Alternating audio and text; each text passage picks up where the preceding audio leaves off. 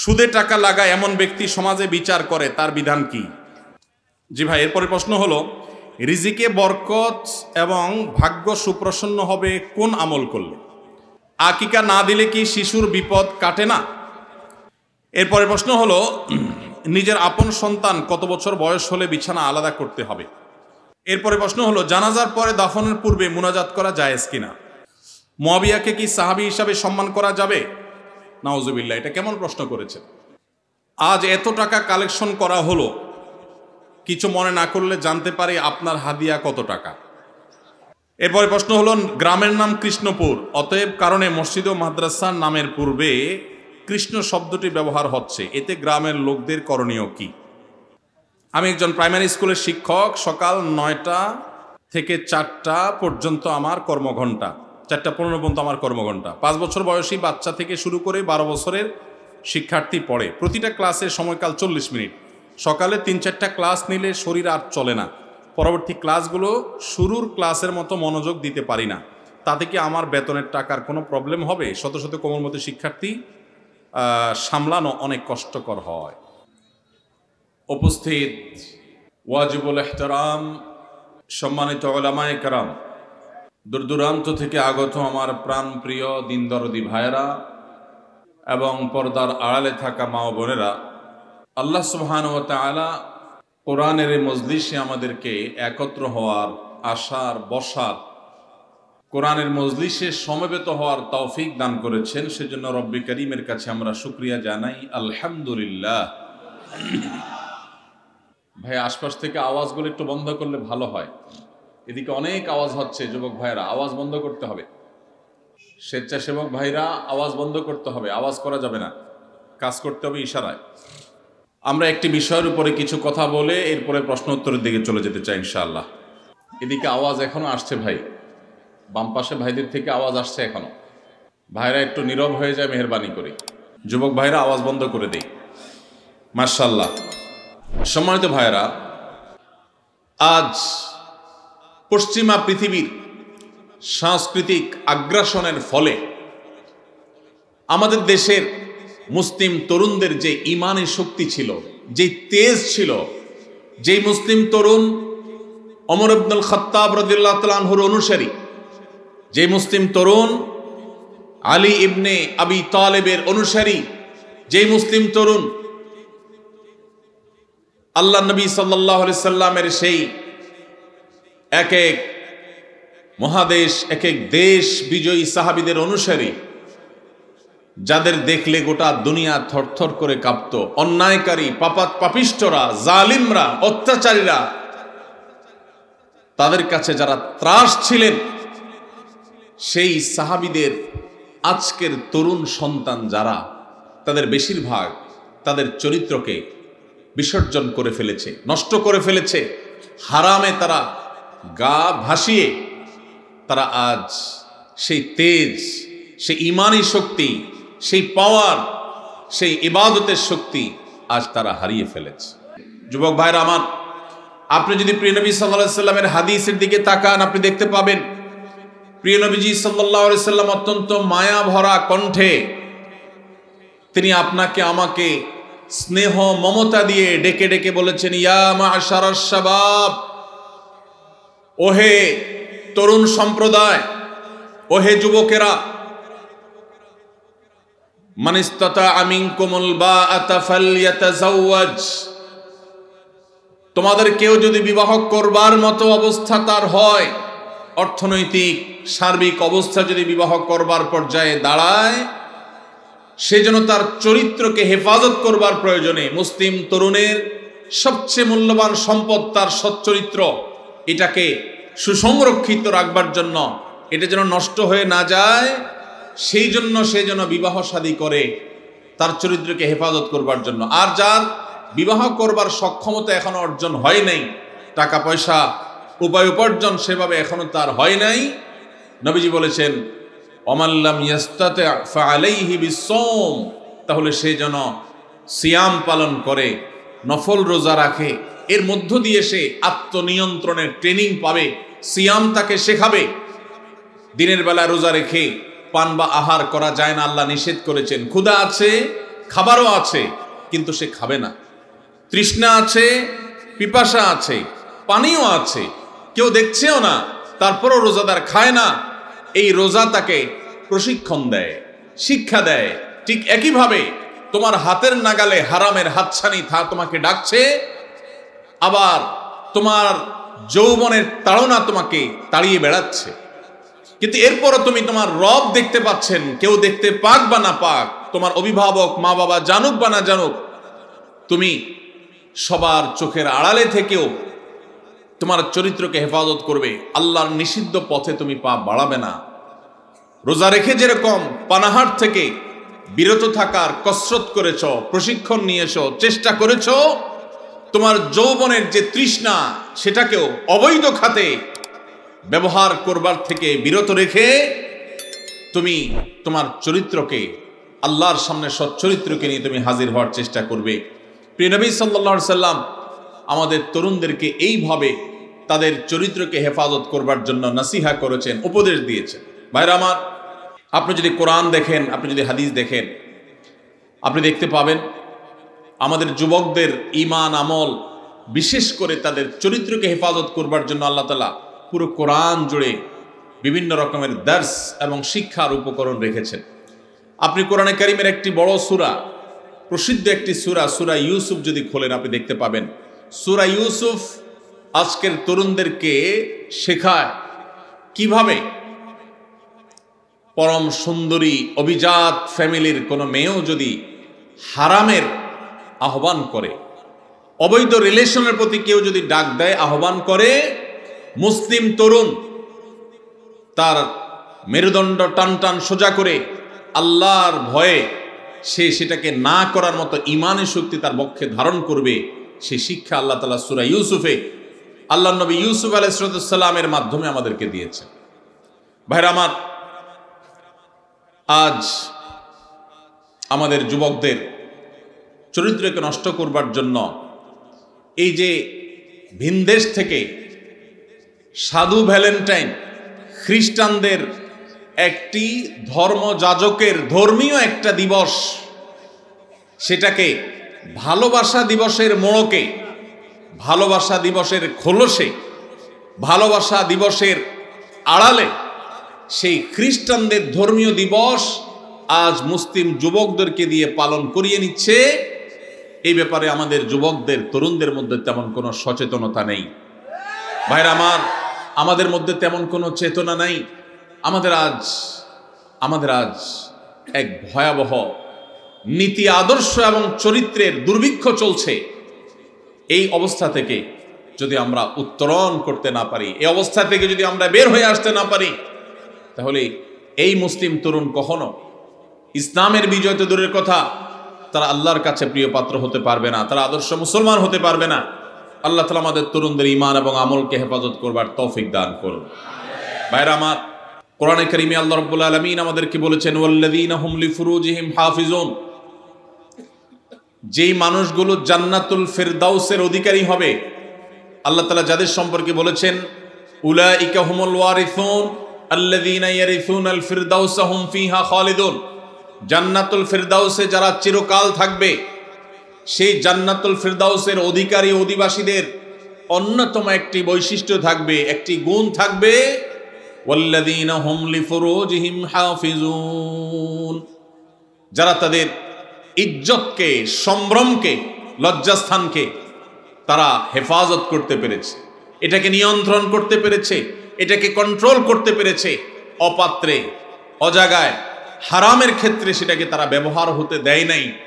এই সংযম, এই আত্মসংগ্রাম, এই যুদ্ধ, নিজেকে নিয়ন্ত্রণ করবার এই প্রচেষ্টায় যারা সফল হয়েছে, যারা সাকসেস হয়েছে, এমনকি কারোর চরিত্র যদি কালিমা লেগেও যায়, সে যদি তারপরও সে ফিরে আসে, তওবা করে, আর কখনো সে পথে পা না বাড়ায়, তাহলে সেও আল্লাহ তাআলার এই পুরস্কারের আওতাভুক্ত হবে ইনশাআল্লাহ।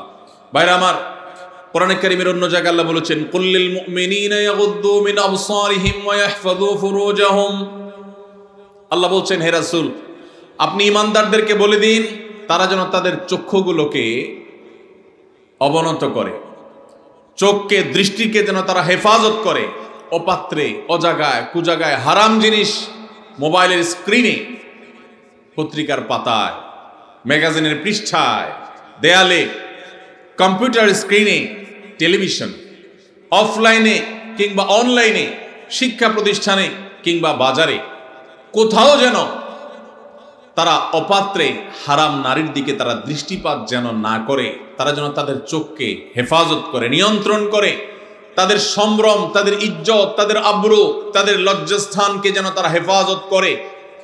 যদি এটা করতে পারে, যালিকা আযকা লাহুম, তাহলে এইটা হবে তাদের জন্য পবিত্রতম উপায়। নিজের চরিত্রকে সে পরিচ্ছন্ন রাখতে পারলো, পবিত্র রাখতে পারলো। ভাইরা আমার, আল্লাহ শেষে বলছেন ইন্নাল্লাহা খাবীরুম বিমা ইয়াসনাউন। ঈমানদাররা যেন জেনে রাখে যে যা করে, মেসেঞ্জারে হোক, হোয়াটসঅ্যাপে হোক, ইমোতে হোক, অফলাইনে কিংবা অনলাইনে হোক, যে যা করে না কেন, আল্লাহ বলছেন, আল্লাহ রাব্বুল আলামিন তার সব কিছু সম্পর্কে সম্যক অবগত। আল্লাহর কাছে কোনো কিছু লুকায় থাকে না। আপনার বাবা জানে না, আপনার মা জানে না, আপনার প্যারেন্টস অভিভাবক জানে না, আপনার বড় ভাই জানে না, আপনার টিচার জানে না, আপনার স্ত্রী জানে না, আপনার অনেক আপনজন যারা আপনাকে ভালো মনে করে, আপনার চরিত্রটাকে ভালো মনে করে, তারা জানে না। কিন্তু ইন্নাল্লাহা খাবীরুম বিমা ইয়াসনাউন, আপনি যা করছেন আপনার রব আল্লাহ রাব্বুল আলামিন সব কিছু জানেন।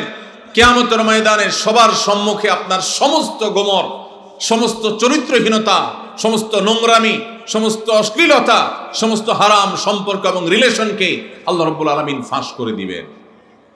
ভাইরা আমার, ঠিক একই নির্দেশ আল্লাহ তাআলা মা বোনদেরকে দিয়েছেন, মেয়েদেরকেও দিয়েছেন।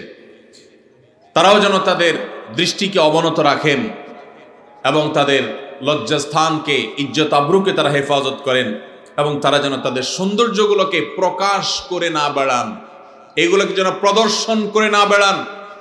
পশ্চিমারা, পৃথিবীর অনেক দেশ, তারা আমাদের মা বোনদেরকে ভোগ্য পণ্যে পরিণত করেছে।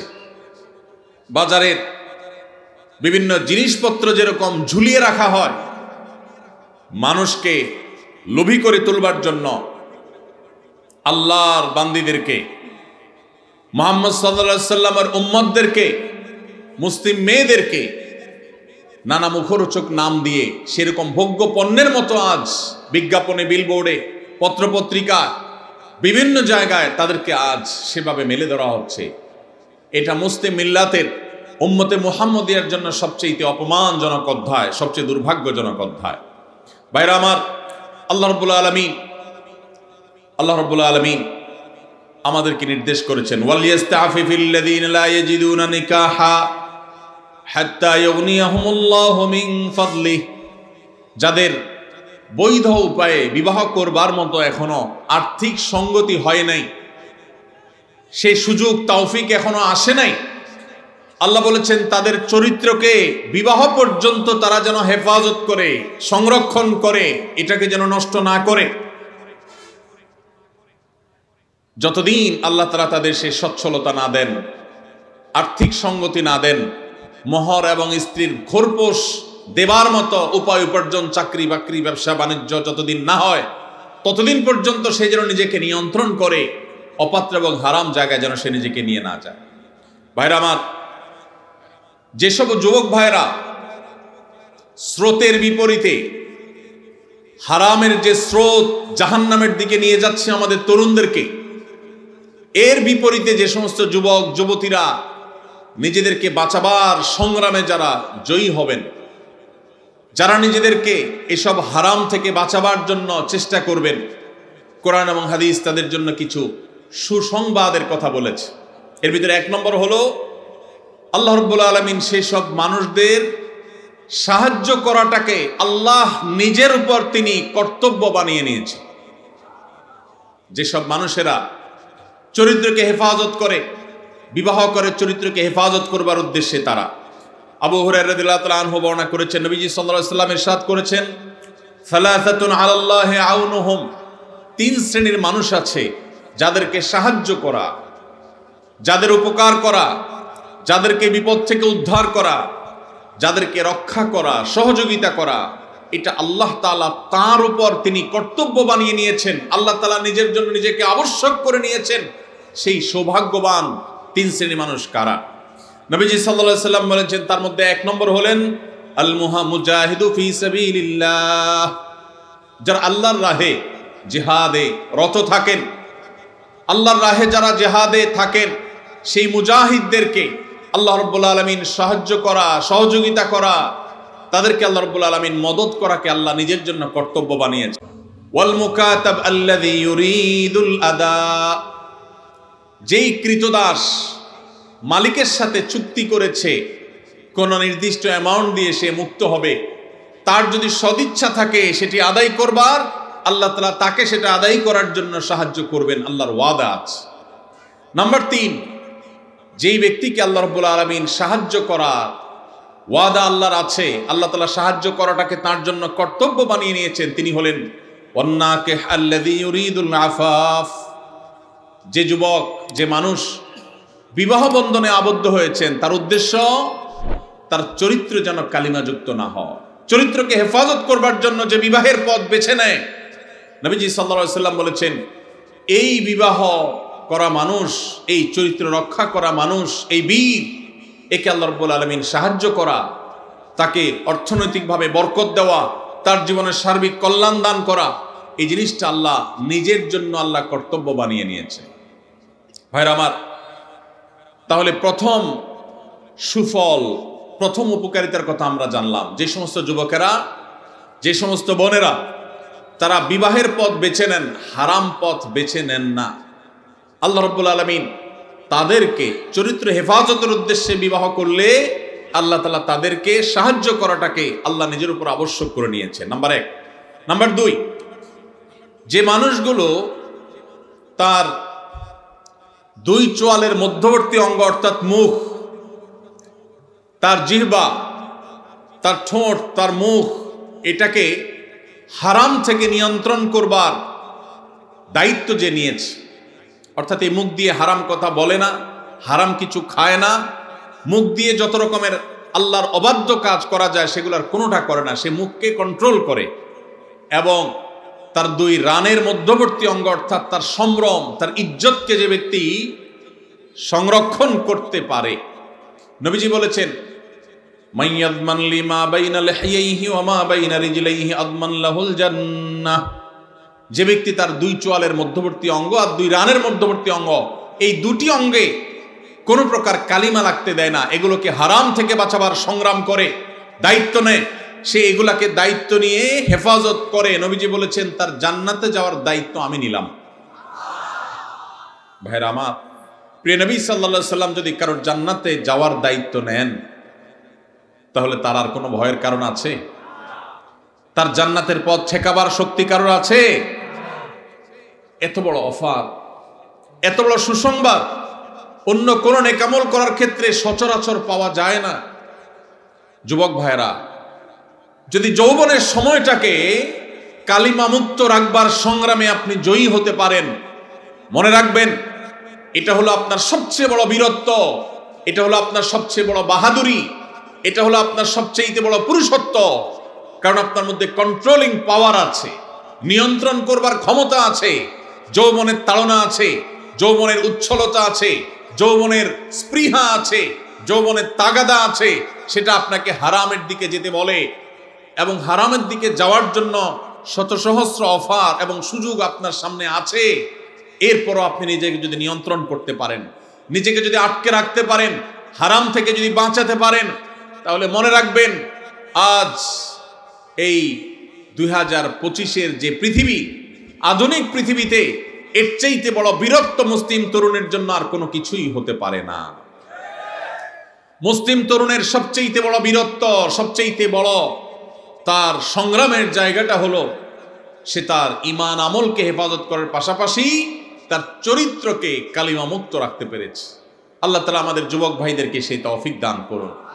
ভাইরা আমার, যদি আপনি এই কাজ করে এই সংগ্রামে যদি আপনি জয়ী হন, তৃতীয় যে পুরস্কার আপনার জন্য রয়েছে সেটি হলো, আমরা সবাই জানি কিয়ামতের ভয়াবহতম দিনে যে সকরুণ দৃশ্যের অবতারণা হবে, যে নির্মম দৃশ্য সেদিন আল্লাহ তাআলা সৃষ্টি করবেন, সেদিন প্রত্যেকটা মানুষ পাগল পোড়া হয়ে যাবে। মাথার খুব কাছাকাছি সূর্যের অবস্থান হবে, এখনকার মতো লক্ষ লক্ষ কিলোমিটার দূরে নয়, একেবারে মাথার খুব কাছাকাছি সূর্য অবস্থান করবে। পুড়ে ছাই হয়ে যাওয়ার কথা, কিন্তু পুড়ে ছাই হবে না, আল্লাহ তাআলা ছাই হতে দিবেন না। মানুষ বেঁচে থেকে ছটপট করে করে আল্লাহর কাছে আর্তনাদ করতে থাকবে যে এই সূর্যের উত্তাপ, এই আগুন, এই কষ্ট, এটা থেকে মুক্তি চাই আল্লাহ, প্রয়োজনে জাহান্নাম দিয়ে দাও, তারপরেও হিসাব ক্লোজ করো, মুক্তি চাই, এই কষ্ট সহ্য হয় না। মানুষ ঘামের সাগরে হাবুডুবু খাবে। মৃত্যু আর আসবে না, মৃত্যুকে আল্লাহ তাআলা চিরতরে শেষ করে দিবেন। শুধু ভোগ, জান্নাতীদের নেয়ামত, জাহান্নামীদের শাস্তি, দুইটাই স্ব অবস্থান থেকে ভোগ করবে। এটা শেষ হবে না, মৃত্যু আর আসবে না। কিয়ামতের সেই ভয়াবহতম দিনে আল্লাহ রাব্বুল আলামিন সেই তরুণদের, সেই যুবক ভাইদের, সেই যুবতী বোনদের আল্লাহর আরশের নিচে ভিআইপি প্যান্ডেলে আল্লাহ রাব্বুল আলামিন ছায়া দিবেন, যাদেরকে কিয়ামতের কোনো কষ্ট স্পর্শ করবে না, কিয়ামতের কোনো ভয়াবহতা তাদেরকে পাবে না, কিয়ামতের কোনো ভয়াবহতা, কোনো টেনশন তাদের টাচই করবে না। সেই সৌভাগ্যবান মানুষগুলোর মধ্যে থেকে, 7 শ্রেণী মানুষগুলোর মধ্যে থেকে এক শ্রেণী হলো, নবী সাল্লাল্লাহু আলাইহি সাল্লাম বলেছেন, ওয়ারাজুলুন দাআতহু ইমরাআতুন যাতু হাসবিন ওয়া জামাল ফাকাল ইন্নী আখাফুল্লাহ।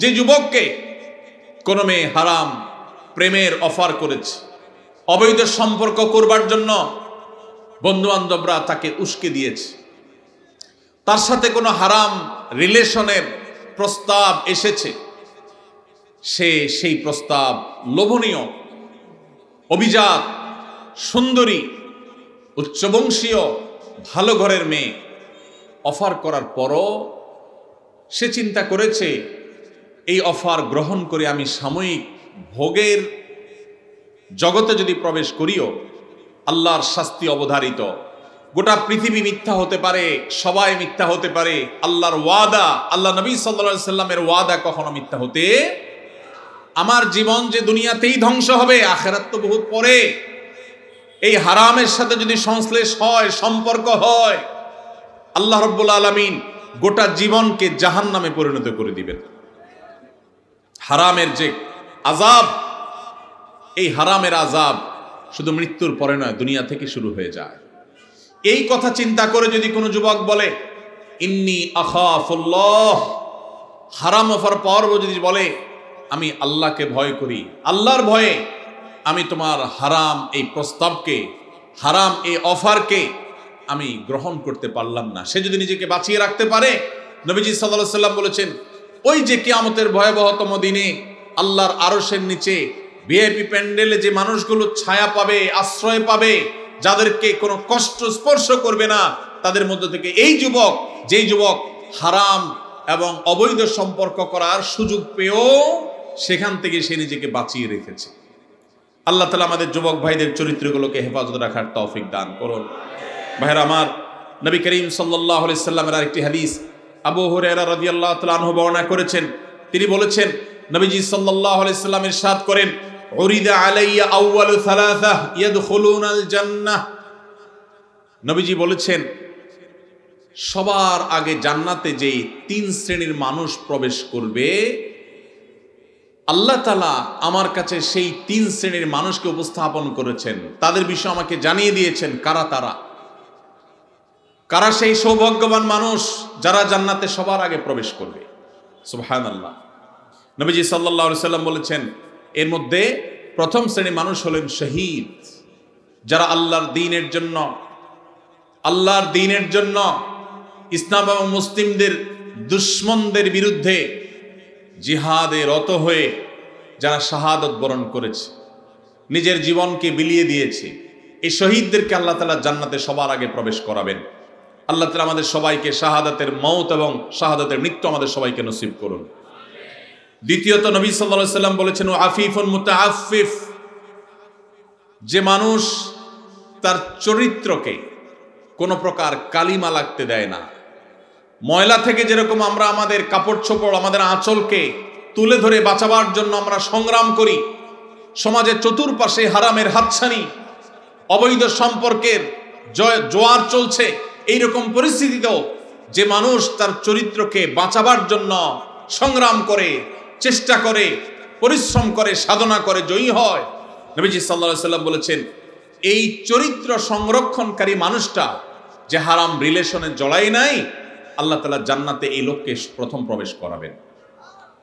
আর তৃতীয়ত হলেন ওয়া আবদুন আহসানা ইবাদাতাল্লাহ ওয়া নাসাহা লিমাওয়ালি, যেই কৃতদাস আল্লাহর ইবাদত ভালো করে, আবার তার মালিকের কল্যাণও কামনা করে, মালিকের কোনো ক্ষতি চায় না, অর্থাৎ বান্দার হক আদায় করে, আবার আল্লাহর ইবাদতটাও সুন্দরভাবে করে, সেই কৃতদাসকেও আল্লাহ তাআলা জান্নাতে সবার আগে প্রবেশ করাবেন। ভাইরা আমার, এই হাদিসের সনদ নিয়ে মুহাদ্দিসদের কেউ কেউ আপত্তি তুললে অন্য অনেকেই এটাকে গ্রহণযোগ্য বলেছেন। এই হাদিসের আলোকে আমরা যারা আমাদের চরিত্রকে হেফাজত করতে পারবো, আল্লাহ রাব্বুল আলামিনের এই বিশেষ পুরস্কার, সবার আগে জান্নাতে যাওয়ার সৌভাগ্য আমাদের অর্জন হবে। আল্লাহ তাআলা আমাদের সবাইকে সেই সৌভাগ্য অর্জন করার তৌফিক নসিব করুন। যুবক ভাইরা আমার, চরিত্রকে হারাম থেকে বাঁচাবার জন্য কারা কারা নিয়ত করেছেন একটু হাত তুলেন তো। আল্লাহ আমাদের যুবক ভাইদের চরিত্রকে হেফাজত করার তৌফিক নসিব করুন। আল্লাহ কোরআনের মজলিসে তারা ওয়াদা করেছে, আল্লাহ এই যে হারামের যে হাতছানি, আমাদের যুবকের ইমানকে হরণ করবার যে শয়তানের চেষ্টা, এটা থেকে আমাদের যুবক ভাইদেরকে আপনি বাঁচিয়ে দেন। আল্লাহ ইমানি শক্তি দান করেন, আল্লাহ ইমানি জোয়ার দান করেন, ইমানি চেতনা দান করেন, ইমানি তেজ দান করেন। আল্লাহ এই যৌবনকে তোমার দ্বীনের জন্য কোরবান করার তৌফিক দান করেন। আল্লাহ হারাম থেকে বাঁচার মতো শক্তি আমাদেরকে দান করেন। ভাইরা আমার, আমরা যদি আমাদের চরিত্রকে হেফাজত করি, লাভ কি আমাদের না আল্লাহর? আমরা যদি আমাদের চরিত্রকে হেফাজত করি, লাভ কি আমাদের না আল্লাহর?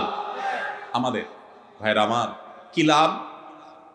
লাভ হলো আল্লাহ সুবহানাহু ওয়া তাআলা যারা নিজেদেরকে হারামের পথ থেকে বাঁচিয়ে রাখে, তাদের জীবনে যখন বৈবাহিক সম্পর্কের মধ্য দিয়ে একজন বৈধ হালাল সঙ্গী জীবনে আসে, সে যুবক সে যুবতীদেরকে আল্লাহ রাব্বুল আলামিন সচরাচর দাম্পত্য জীবনে সুখ, প্রকৃত অর্থে তৃপ্তি, সত্যিকারের যে ভালোবাসা, সেই ভালোবাসা আল্লাহ তাআলা নসিব করেন তাদের জন্য যারা তাদের যৌবনকে হারামের কালিমায় জড়াতে দেয় না। আর যারা হারামের কালিমা দিয়ে নিজের যৌবনকে কালিমা যুক্ত করে ফেলেন, মনে রাখেন এই যুবকদের বেশিরভাগ দেখবেন, এক্সেপশন প্রথমটাতেও আছে, বেশিরভাগ দেখবেন যে তাদের বৈবাহিক জীবন আসলে তাদের সেই জীবনে আর দাম্পত্য সম্পর্কের ভিতরে যেরকম একটা গভীরতা থাকার কথা, ভালোবাসা থাকার কথা, সম্প্রীতি থাকার কথা, তাদের সেই সম্পর্কটা আর থাকে না। কারণ হারাম যদি কেউ একবার বেছে নেয়, আল্লাহ তাআলা বৈবাহিক সম্পর্কের মধ্য দিয়ে হালাল সম্পর্কের প্রকৃত স্বাদ, প্রকৃত তৃপ্তি, প্রকৃত যে অনুভব, এটা থেকে আল্লাহ তাআলা ওই হারাম সম্পর্ককারীদেরকে মাহরুম রাখেন, বঞ্চিত রাখেন। এই জন্য ভাইরা, দুইটা অপশনই আপনার সামনে আছে। মনে রাখবেন, শয়তান খুব ভালো করে জানে, আল্লাহ কোরআনে বারবার বলেছে শয়তান আমাদের প্রকাশ্য শত্রু। শয়তানকে আমরা দেখি না, অথচ আল্লাহ প্রকাশ্য শত্রু বলেছেন। কারণ শয়তানকে না দেখলে কি হবে? তার সব ক্রিয়াকর্ম প্রকাশিত। শয়তানের কাজগুলো দেখা যায় কি যায় না? এই শয়তান আমাদের যুবকদেরকে তাদের ঈমানের তেজ নষ্ট করে দিতে চায়, তাদের ঈমানি তেজকে ভোঁতা করে দিতে চায়, এই জন্য তাদেরকে হারাম সম্পর্কে আনতে চায়। এই জন্য ভাইরা, আমাদের চরিত্রগুলোকে আমরা হেফাজত করার সংগ্রামে জয়ী হওয়ার চেষ্টা করবো তো ইনশাআল্লাহ। ভাইরা আমার, ভ্যালেন্টাইন্স ডে এই সম্পর্কে আপনি গুগল করেন, আপনি এনসাইক্লোপিডিয়া ব্রিটানিকা সহ বিভিন্ন বিশ্বকোষগুলো খোলেন, আপনি দেখবেন যে এটা মূলত এসেছে খ্রিস্টানদের একজন ধর্মযাজক, যার নাম ছিল কি? ভ্যালেন্টাইন। এই ভ্যালেন্টাইন, যে সেন্ট ভ্যালেন্টাইন, সাধু ভ্যালেন্টাইন, খ্রিস্টানদের ধর্মযাজক, তাকে ঘিরে এই দিবসটা গড়ে উঠেছে। এটা একটা সময় খ্রিস্টানদের কাছে তাদের একটা পূজনীয় দিবস ছিল।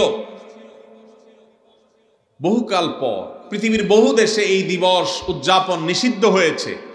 অনেক কাল পর ইংল্যান্ডের গিফট আইটেম ব্যবসায়ীরা তাদের ফেব্রুয়ারি মাসে বরফে ঢাকা পরিবেশে গিফট আইটেমের ব্যবসাকে চাঙ্গা করবার জন্য, বেচা কিনা হয় না এটা বাড়াবার জন্য, এই ভ্যালেন্টাইন্স ডে কে তথাকথিত ভালোবাসা দিবসের মোড়কে এটাকে বাজারজাত করেছে তাদের ব্যবসায়িক ধান্দা। আর আমাদের যুবকেরা সেটাকে তাদের ডিজাইন করা তথাকথিত ভালোবাসা, এটার জন্য আমাদের যুবকরা আত্মাহুতি দিচ্ছে, তাদের জীবনকে, তাদের যৌবনকে শেষ করছে। ভাইরা আমার, এই যে টেলিভিশন চ্যানেলগুলোর, এক শ্রেণীর টেলিভিশন চ্যানেল দেখবেন, এক শ্রেণীর মিডিয়া দেখবেন, যারা আপনাদেরকে হারাম সম্পর্ক করার জন্য নানাভাবে উদ্বুদ্ধ করে, প্রেরণা দেয়, উৎসাহ দেয়, এরা সব আমাদের এই দেশের তরুণদের সবচেয়ে বড় শত্রু। এই ভ্যালেন্টাইন্স ডে এটা কি এই দেশের, এই মাটির কোনো সংস্কৃতি? এই মাটির সংস্কৃতি না। পশ্চিম থেকে আমদানি করা এই সংস্কৃতিকে আমাদের দেশে যারা চাপিয়ে দিচ্ছে, তাদের বিরুদ্ধে আমাদের প্রত্যেকটা মানুষকে সজাগ, সতর্ক থাকতে হবে, সংগ্রাম চালাতে হবে।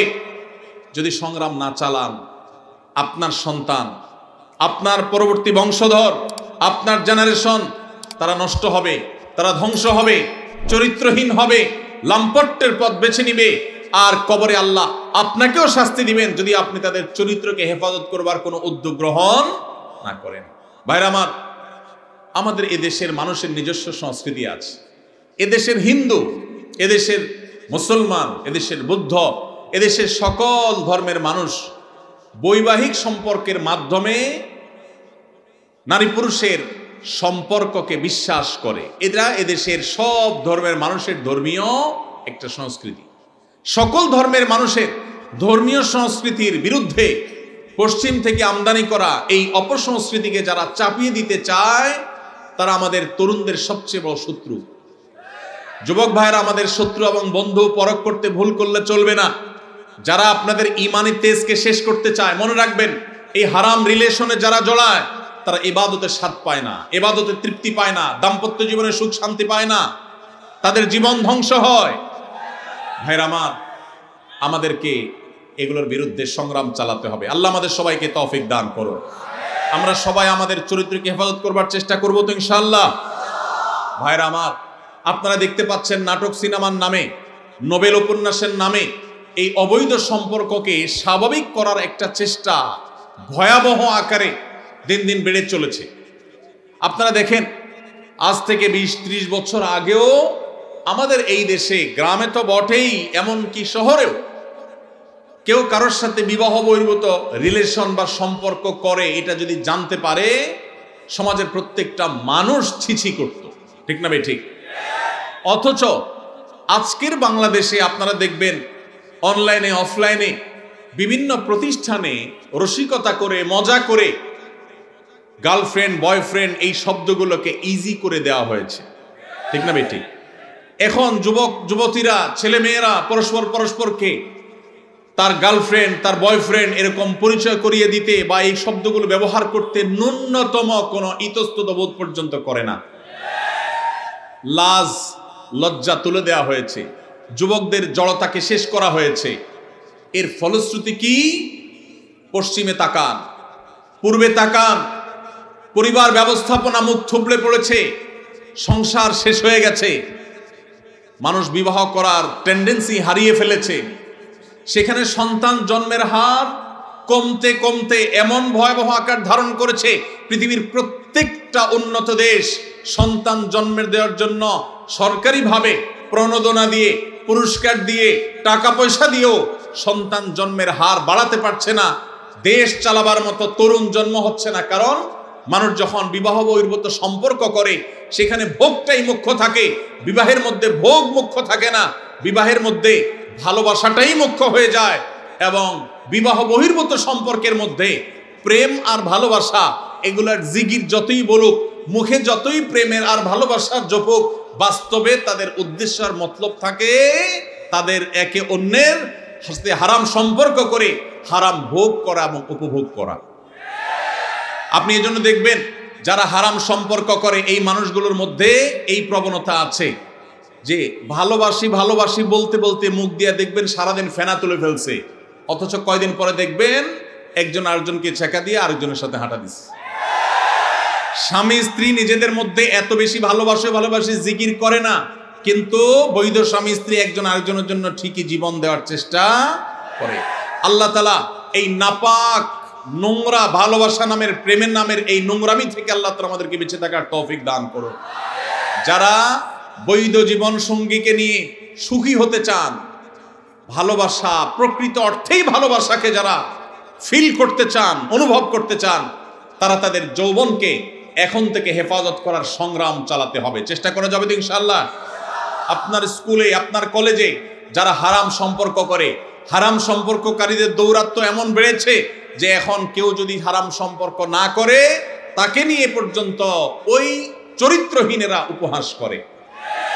অতএব আপনারা যারা চরিত্রকে রক্ষা করতে পেরেছেন আল্লাহর শুকর আদায় করবেন এবং এই অবৈধ রিলেশন, অবৈধ সম্পর্কের বিরুদ্ধে আমাদের সংগ্রাম চালাতে হবে। ভাইরা আমার, যারা অবৈধ সম্পর্ক করে তারা দেখবেন ভালোবাসা প্রকাশের নাটক, অভিনয় যত রকম আছে সব করে, কিন্তু এর বেশিরভাগই হলো ফেক এবং ভুয়া। আমি এটাকে বলি মেয়েদের ক্ষেত্রে, অনেক মেয়েদের ক্ষেত্রে, আমি সবার কথা বলছি না, অনেক মেয়েদের ক্ষেত্রে বিবাহ বহির্ভূত সম্পর্কের মধ্যে ভালোবাসা এই প্রেম, এই অভিনয় হলো মূলত চাইনিজ এবং ফুচকা খাওয়ার ধান্দা। আর ছেলেদের মধ্যে, বেশিরভাগ ছেলে মেয়েদের মধ্যে যারা বিবাহ বহির্ভূত সম্পর্ক করে তাদের এই প্রেম খেলার মূল উদ্দেশ্য হলো শয়তানি এবং বদমাইশি করা, তাদের লাম্পট্য করা হলো মূল উদ্দেশ্য।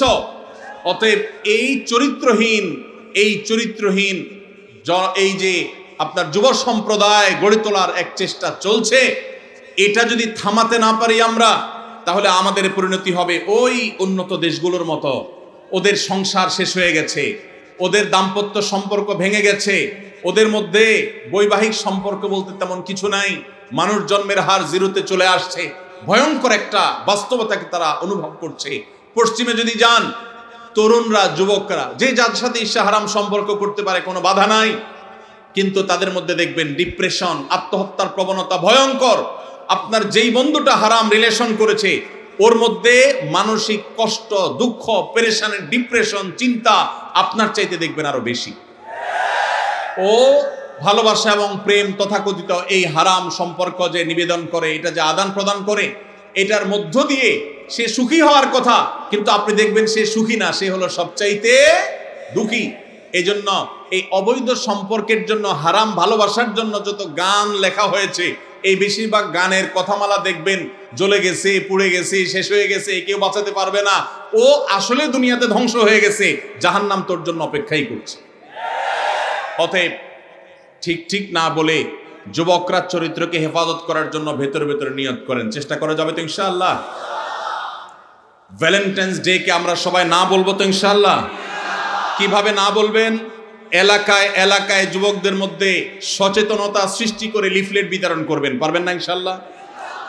যুবক ভাইয়েরা যাদেরকে আল্লাহ তাআলা দ্বীনের বুঝ দিয়েছেন, আমি আপনাদের উদাত্ত আহ্বান করতে চাই, প্রতিটি এলাকায় 14ই ফেব্রুয়ারি উপলক্ষে কোনো প্রকার শয়তানি ক্রিয়াকর্ম করতে দেয়া যাবে না। এলাকায় লিফলেট বিতরণ করবেন। মসজিদ থেকে ইমাম সাহেবদের নেতৃত্বে যুবকদেরকে কাউন্সিলিং করতে বের হবেন। কোন অবস্থাতে আমরা পশ্চিমা ভ্রষ্টামি, পশ্চিমা নষ্টামি, পশ্চিমা নোংরামি, পশ্চিমা অসভ্যতাকে আমাদের দেশে আমদানি করতে দেব না। আমাদের এই দেশের যুবকদেরকে নষ্ট করতে আমরা দেব না। সেজন্য আমরা সবাই চেষ্টা করব তো ইনশাআল্লাহ।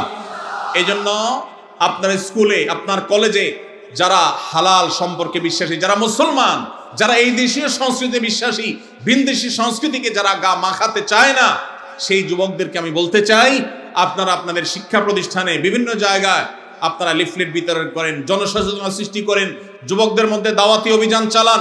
আমরা যদি অলিতে গলিতে 13ই ফেব্রুয়ারি 12ই ফেব্রুয়ারি থেকে দাওয়াতি কাজ চালাই, ইনশাআল্লাহ রাস্তাঘাটে, অলিতে গলিতে, যেখানে সেখানে এইসব নোংরামি, এই সমস্ত অসভ্যতা, এইসব দৃশ্য আমাদের দেখতে হবে না ইনশাআল্লাহ। আর যদি মনে করেন যে না, আমি নিজে বাঁচলাম, আমার আর দেখার দরকার নাই, তো আপনার সন্তান, আপনার ভবিষ্যৎ বংশধর, তাদেরকে আপনি জাহান্নামে রেখে যাচ্ছেন, মনে রাখবেন। তাদের জন্য ভালো পরিবেশ দরকার আছে না নাই? যদি ভালো পরিবেশের দরকার হয় তাহলে সেক্ষেত্রে আমাদের নড়ে চড়ে বসতে হবে, দায়িত্বশীল ভূমিকা পালন করতে হবে। শুধু ওয়াজ শুনে গেলে হবে না। আমি আইন হাতে তুলে নিতে বলছি না, খবরদার কেউ আইন হাতে তুলে নেবেন না, কিন্তু এলাকায় এলাকায় এই নষ্টামি যারা করে তাদেরকে আগে থেকে দাওয়াত দিবেন, অন্যায় কাজ থেকে অসৎ কাজ থেকে বাধা প্রদান করবেন। কারা কারা রাজি আছেন হাত তুলেন দেখি। আল্লাহ আমাদের সবাইকে এই নষ্টামি বন্ধ করার তৌফিক দান করুন। ভাইরা আমার, আপনারা সবাই জানেন আমাদের দেশে এক শ্রেণীর ব্যবসায়ী আছে যারা বিদেশ থেকে এদেশে ব্যবসা করবার জন্য এসেছে। এই বিদেশ থেকে ব্যবসা করতে আসা কোম্পানিগুলোর মধ্যে থেকে আপনারা দেখেন ক্লোজ আপ একটা ব্র্যান্ড আছে না? এই ক্লোজ আপ ইউনিলিভারের এই ব্র্যান্ড, তারা আমাদের দেশে এই নষ্টামিকে সবচেয়ে বেশি প্রতিষ্ঠা করবার জন্য টাকা পয়সা খরচ করে। প্রতি বছর দেখবেন তারা ক্লোজ আপ কাছে আসার গল্পের কথা শোনাতে বলে। এই কাছে আসার গল্প বলতে কোনো সন্তান পড়ালেখা থেকে দূরে সরে গেছে, সে আবার সুপথে আসছে, পড়ালেখার পথে ফিরে আসছে, সেই যুবকের গল্প তারা শুনতে চায় না। কোন যুবক বাবা মার সাথে রাগারাগি করে বাসা থেকে বের হয়ে চলে গেছে, সে আবার বাবা মার কাছে আসছে, সেই সচ্চরিত্রবান যুবকের গল্প তারা শুনতে চায় না। কোন স্বামী তার স্ত্রীর সাথে অভিমান করে সরে গেছে, দূরে চলে গেছে, আবার তারা স্বামী স্ত্রী মিলেমিশে গেছে, ভুল সবাই একে অন্যটাকে স্বীকার করে নিয়ে তারা আবার থাকা শুরু করেছে। এই যে কাছে এসেছে, একটা সংসার ভাঙার পর আবার জোড়া লেগেছে, এই কাছে আসার গল্প তারা বলে না। তারা কোন কাছে আসার গল্পের কথা বলতে চায়? তারা বলতে চায় আমাদের যুবকরা হারামের কাছে, জাহান্নামের কাছে, অবৈধ রিলেশনের কাছে যাওয়ার গল্প যেন শোনায় সেজন্য। তাহলে এরা কি আমাদের বন্ধু না শত্রু? এরা কি আমাদের বন্ধু না শত্রু? যেই যুবক বাপমা থেকে দূরে সরে গেছে, সেই যুবক বাপমার কাছে ফিরে আসলে এই কাছে আসার গল্প আমাদের জন্য সুখকর। যেই যুবক পড়ালেখা ছেড়ে নষ্ট পথে চলে গেছে, সে সেই পথ থেকে ফিরে এসেছে, এটা আমাদের জন্য সুখকর। যেই যুবক মাদকের দিকে চলে গেছে, সে মাদক ছেড়ে আবার সুস্থ জীবনে ফিরে এসেছে, এটা আমাদের জন্য আনন্দের। যেই স্বামী স্ত্রীকে রেখে চলে গেছে, যেই স্ত্রী স্বামীকে রেখে অভিমান করে চলে গেছে, সে আবার ফিরে এসেছে, এই কাছে আসার গল্প আমাদের জন্য সুখকর। কিন্তু ক্লোজ আপ এবং এই জাতীয় যে সমস্ত কোম্পানিগুলো আমাদের যুবকদের ইমানের চেতনাকে ধ্বংস করবার নীল নকশাকে তারা বাস্তবায়ন করতে চায়, তারা এই সমস্ত কাছে আসার গল্প শুনতে বা শোনাতে চায় না। তারা চায় আমাদের যুবকদের হারামের কাছে যাওয়ার গল্প শোনাতে। কাছে যাওয়ার গল্প শোনাতে যারা আমাদের যুবকদেরকে উদ্বুদ্ধ করে, যারা যুবকদেরকে উস্কানি দেয়, এই তথাকথিত কাছে যাওয়ার পরের যে গল্প, কোন যুবক হারাম সম্পর্ক করতে গিয়ে, তথাকথিত কাছে আসার গল্প রচনা করতে গিয়ে তার পড়ালেখার জীবন শেষ হয়ে গেছে। কোন যুবক হারাম পথে আসতে গিয়ে, হারামের কাছে আসতে গিয়ে বাবা মার সাথে সম্পর্ক শেষ হয়ে গেছে। কোন মানুষ হারাম সম্পর্ক করে হারামের অবৈধ সম্পর্কের কাছাকাছি যেতে গিয়ে তার বৈধ স্ত্রীর সাথে তার ডিভোর্স হয়ে গেছে। এই তথাকথিত কাছে আসার গল্পের পরের যে ঘটনাগুলো, সেগুলো আর তারা আপনাকে বলবেন। আপনাকে বলবেন, যুবক কিভাবে তুমি কাছে এসেছো হারামের, সেই গল্প শোনাও। সেগুলো দিয়ে তারা ভ্যালেন্টাইন্স ডে, অর্থাৎ খ্রিস্টানদের সাধু ভ্যালেন্টাইন্স ডে, যেটাকে না জেনে না বুঝে মুসলিম যুবকেরা তথাকথিত ভালোবাসা দিবস মনে করে যেটাকে উদযাপন করে খ্রিস্টানদের কাজ করছে, সেই দিবস উপলক্ষে তারা সে সমস্ত গল্পকে নাটক আকারে টেলিভিশন উপস্থাপন করে। মুসলিম নামধারী, ন্যূনতম আত্মসম্মান বোধ থেকে সম্পূর্ণরূপে মুক্ত, যাদের মধ্যে কোনো আত্মমর্যাদা নাই মুসলমান হিসাবে, এরকম নামধারী মুসলমানেরা সেই সমস্ত তথাকথিত ভালোবাসার নাটককে তারা উদযাপন করে, সেগুলোকে তারা উপভোগ করে, সেগুলো দেখে তারা মজা নেয়। এটা ইমানের সাথে যায় না। আপনি ইমানদার হলে আপনার ইমান হরণকারী এই আয়োজনকে আপনি কখনো অ্যাপ্রিসিয়েট করতে পারেন না। এই বিদেশিরা আমাদের দেশ থেকে প্রত্যেকটা ঘরে ঘরে এদের পেস্ট, এদের সাবান, এদের আইটেমগুলো বিক্রি করে আমাদের ঘর থেকে তারা চাঁদা তুলে তারা বিদেশে নিয়ে যাচ্ছে। আবার আমাদেরই টাকা আমাদের কাছে বিক্রি করে যে টাকা তারা ইনকাম করে, সেটা দিয়ে আমাদের সমাজে তারা বিষ, এটা তারা চতুর্দিকে ছড়িয়ে দিচ্ছে। অতএব এদের বিরুদ্ধে আমাদের দাঁড়াতে হবে কি হবে না? এরা যদি এই সমস্ত শয়তানি কর্মকাণ্ড না ছাড়ে, আল্লাহর জন্য এদের এই আইটেমগুলো আমরা বর্জন করতে পারবো তো ইনশাআল্লাহ? ইয়াহুদিদের এই সমস্ত পণ্য আমার মুসলিম ভাইয়ের উপরে বোমা হয়ে ফিলিস্তিনে পড়ছে, আমার গাজাকে শেষ করে দেওয়া হয়েছে, আমার এলাকাতে এসে এই বাংলাদেশে তারা বোমা মারতে পারছে না, কিন্তু আমাদের যুবকদের চরিত্রের উপরে তারা বোমা মারছে। অতএব এদের পণ্য কেনা থেকে আমরা বিরত থাকবো তো ইনশাআল্লাহ? এদের পণ্য দোকানদার ভাইরা যেন না রাখে সেজন্য তাদেরকে আমরা দাওয়াত দেব, ঠিক আছে না ইনশাআল্লাহ? দোকানে দোকানে দিয়ে ভাইদের হাত পা ধরবো, আমার দেশি পণ্য মান একটু খারাপ হোক, দাম একটু বেশি হোক, তারপরে সেটা বিক্রি করবা। আমরা এই সমস্ত বিদেশি জিনিস কিনবো না, বিক্রি করব না। চেষ্টা করা যাবে না ইনশাআল্লাহ? আমরা দোকানে দোকানে দাওয়াতি কাজ করবো তো ইনশাআল্লাহ? আল্লাহ তাআলা আমাদের যুবক ভাইদের চরিত্রকে হেফাজত করবার তৌফিক দান করুন। ভাইরা আমার, চরিত্র এমন এক জিনিস, একবার যদি আপনি নষ্ট করে ফেলান, তওবা করে ফিরে আসলে আল্লাহ তাআলা মাফ করবেন ঠিকই, কিন্তু আপনার সচ্চরিত্র রাখার যে একটা তৃপ্তি, ওই তৃপ্তি আর কখনো ফিরে আসে না। এই জন্য আমরা সবাই হারাম সম্পর্ক থেকে বেরোয় আসার চেষ্টা করবো তো ইনশাআল্লাহ? পাড়ায় মহল্লায় যুবক বন্ধুদেরকে দাওয়াত দিব, হারাম নয় হালালের পথে চলে আসো। আমরা এমন একটা সময় আসছি, এখন সুস্থ যারা, স্বাভাবিক যারা, তাদেরকে নিয়ে অস্বাভাবিক খারাপ যারা, নোংরা যারা, তারা ট্রল করে। কোনো ছেলের যদি কোনো মেয়ের সাথে সম্পর্ক না থাকে, দেখবেন যে মজা নেয়। এই যে গার্লফ্রেন্ড বয়ফ্রেন্ড এই শব্দগুলোকে যারা ইজি করে দিয়েছে, এগুলাকে সহজীকরণ যারা করেছে, এদের বিরুদ্ধে আমাদের কাজ করতে হবে। যেখানে এই শব্দের প্রয়োগ দেখবেন সেখানেই দাওয়াতি কাজ চালাবেন, সেখানেই কাউন্সিলিং করবেন, ঠিক আছে তো ইনশাআল্লাহ? বয়ফ্রেন্ড এবং গার্লফ্রেন্ড এই শব্দের মিনিং কি? এই শব্দের মিনিং হলো একজন দুশ্চরিত্রবান নারী এবং পুরুষ। গার্লফ্রেন্ড কারোর থাকা মানে হলো সেই ছেলে দুশ্চরিত্রবান, কারোর বয়ফ্রেন্ড থাকার মানে হলো সেই চরিত্রহীন। এই লাম্পট্যকে যারা শিল্পে পরিণত করেছে, তাদের বিরুদ্ধে আমাদেরকে জাগতে হবে, জাগাতে হবে ইনশাআল্লাহ। সবাই জাগবেন তো ইনশাআল্লাহ? সমাজকে জাগাতে হবে ভাইরা। আমাদের এই সমাজে স্বামী স্ত্রী এই শব্দের সাথে আমরা পরিচিত ছিলাম আজ থেকে 20-40 বছর আগেও। কারোর হারাম সম্পর্ক আছে এটা জানলেই বলা যাইতো না, বলার মতো অবস্থা ছিল না।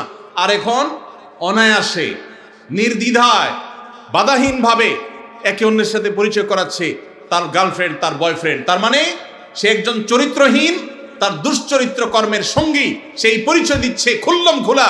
এটাকে কতটা ইজি করে ফেলা হয়েছে। আপনারা যে নাটক দেখে মজা নেন, আপনারা যে সিনেমা দেখে মজা নেন, আপনারা যে উপন্যাস পড়ে মজা নেন, এই সবগুলোর খোলাসা কথা দেখবেন একটাই, যে হারাম সম্পর্ক করো। সব গল্পের মূল কথা একটা না, হারাম সম্পর্ক করা। আমাদের যুবকদেরকে যেখানে সংগ্রামী করা হবে, যুবকদের চেতনাকে যেখানে ধার করা উচিত, আমাদের যুবকদেরকে যেখানে সংগ্রামী এবং চেতনাদীপ্ত করা উচিত, তাদের তেজ বৃদ্ধি করা উচিত, সেখানে তাদেরকে শেখানো হচ্ছে অবৈধ সম্পর্কের কথা। ভাইরা আমার, এই অপশক্তি এটা আস্তে আস্তে আমাদের শিক্ষা প্রতিষ্ঠানগুলোকে গ্রাস করে ফেলেছে, আমাদের সমাজগুলোকে শেষ করে ফেলেছে। আমরা যদি এখনো সজাগ না হই, তাহলে আর কখন সজাগ হব? অন্তত এই যে ভ্যালেন্টাইন্স ডে আসছে, এটাকে কেউ ভালোবাসা দিবস বলবেন না আল্লাহর ওয়াস্তে। এটাকে ভালোবাসা দিবস বলবেন না। ভালোবাসা দিবস এটা নয়, এটা হলো অবৈধ সম্পর্ক, লাম্পট্য এবং বদমাইশি এবং চরিত্রহীনতার দিবস। কারণ কোন বিবাহিত স্বামী স্ত্রী তাদেরকে দেখবেন না 14 ফেব্রুয়ারি উপলক্ষে তারা ভালোবাসা আদান প্রদান করতে। 14 ফেব্রুয়ারির সকল ভালোবাসা আদান প্রদান এগুলো সব হলো অবৈধ ভালোবাসার আদান প্রদান। 14 ফেব্রুয়ারির তথাকথিত ভালোবাসার আদান প্রদান এগুলো সব হলো চরিত্রহীনতার আদান প্রদান। আল্লাহ তাআলা আমাদের সবাইকে এটার বিরুদ্ধে সংগ্রাম করবার তৌফিক নসিব করুন। চেষ্টা করবেন তো ইনশাআল্লাহ?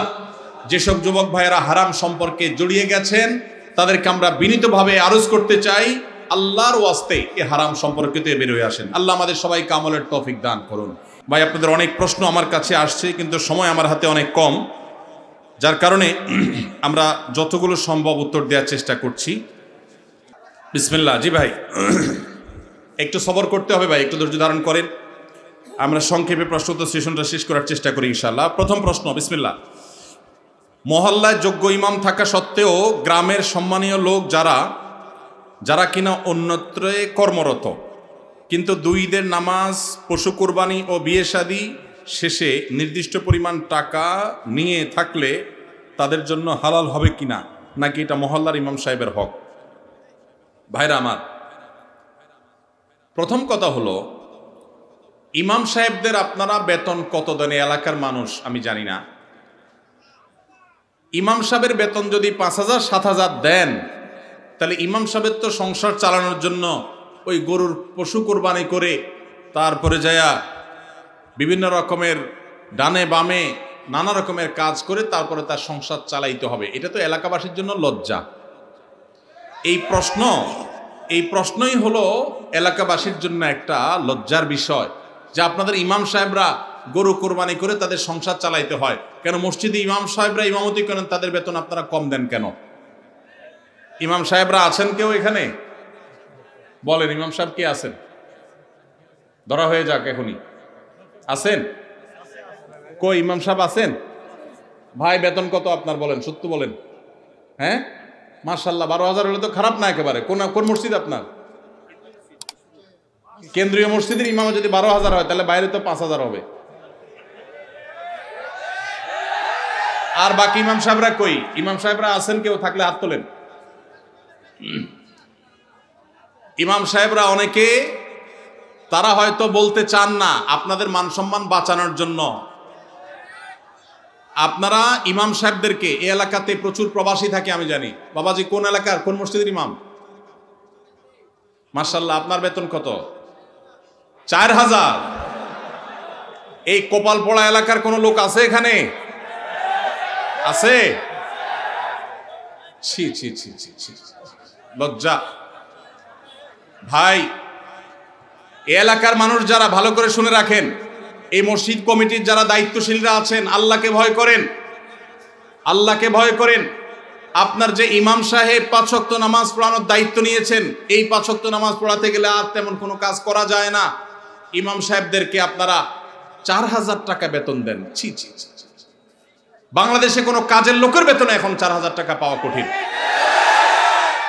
ইমাম সাহেবদের এই অপমান, এটা কোন অবস্থাতে এলাকাবাসী সহ্য করা উচিত না। এই মসজিদ কমিটির বা এই মসজিদের মুসল্লিরা কেউ থাকলে হাত তোলেন। আমরা আসামি দেখতে চাই। আসামি কই? আসামি আছে এখানে? আল্লাহ তাআলা আমাদের ভাইদেরকে হেদায়েত দান করুন, আমরা দোয়া করি। ভাইদের প্রতি আমি আজকে আহ্বান করে রাখলাম, মেহেরবানি করে ইমাম সাহেবের বেতন বাড়াই দিবেন। এর আগে কুমিল্লার আরেক এলাকাতে এরকম ইমাম সাহেবদের অবস্থা। কুমিল্লা জেলার বদনামি করে ফেলবেন তো আপনারা। হ্যাঁ, এত বড় জেলা, এত ঐতিহ্যবাহী জেলা, ইমাম সাহেবদের বেতন 4,000 টাকা। ছি ছি ছি, কোনোভাবে এটা মানা যায় না, কোনোভাবে এটা মানা যায় না। আল্লাহর ওয়াস্তে এটা পরিবর্তন করবেন তো ইনশাআল্লাহ? এই যে ইমাম সাহেব গরু কোরবানি করে টাকা কামাই করবে, খতম পড়ে টাকা কামাই করবে, দোয়া পড়ে টাকা কামাই করবে, কেন? ইমাম সাহেব মসজিদে দায়িত্ব পালন করছে, মসজিদের মধ্যে অনেক ভালো ভালো কাজ করতে পারে, সেগুলো করতে পারবে তখন যখন তাকে এমন বেতন দিবেন যে নিশ্চিন্তে তিনি মসজিদ ভিত্তিক নানামুখী কাজ করতে পারেন। এখন যে বেতন দেন সেটা দিয়ে তার চাল কেনার টাকাই যদি না হয়, তাহলে সেই মসজিদে কোরআন শিক্ষার আসর করবে না দাওয়াতি কাজ করবে, নাকি ধান্দা করে বেড়াবে? এই যে অন্য এলাকা থেকে এসে পশু কোরবানি করে টাকা নেওয়া জায়েজ কিনা এই প্রশ্ন করছেন, এই প্রশ্ন তো এই জন্যই আসছে যে ইমাম সাহেবের যা দেন তা যথেষ্ট হয় না, এই জন্য ইমাম সাহেবের এসব খুঁজে বেড়ানো লাগে। এটা তো লজ্জার কথা। কেন ইমাম সাহেব এগুলো খুঁজতে হবে? এত বেশি বেতন দিবেন যে এই সমস্ত ছোটখাটো কাজ করে ইমাম সাহেব তার পেট পালার চিন্তা করা যেন না লাগে। আল্লাহ আমাদেরকে সেই তৌফিক দান। এখন বাহির থেকে কেউ যদি এসে এগুলো করে, হারাম না, এটা মোটেও হারাম না। কেউ যদি পারিশ্রমিক নিয়ে পরিশ্রম করে, যেখানে টাকা নেওয়া জায়েজ শরীয়তে, যেমন পশু কুরবানি করে টাকা নেওয়া জায়েজ, অতএব কেউ এরকম নিতে চাইলে জায়েজ আছে। এলাকার ইমাম সাহেব নিবে, বাইরে কেউ আসতে পারবে না, এমন কোনো কথা নাই। কোরআন হাদিসে এটা ইমাম সাহেবের হক বলতে কোনো কিছু নাই, যে কেউ করতে পারে। তবে হ্যাঁ, কোনো এলাকার ইমাম সাহেবের বেতন যখন অনেক কম, আরেকজন সচ্ছল মানুষ, তিনি ইমাম সাহেব বেচারার বেতন কম, এলাকাবাসী নালায়েক নাখান্দা, তাদের রুচির বৈকল্য দেখা দিয়েছে, এই জন্য ইমাম সাহেবের বেতন সম্মানজনকভাবে দেয় না।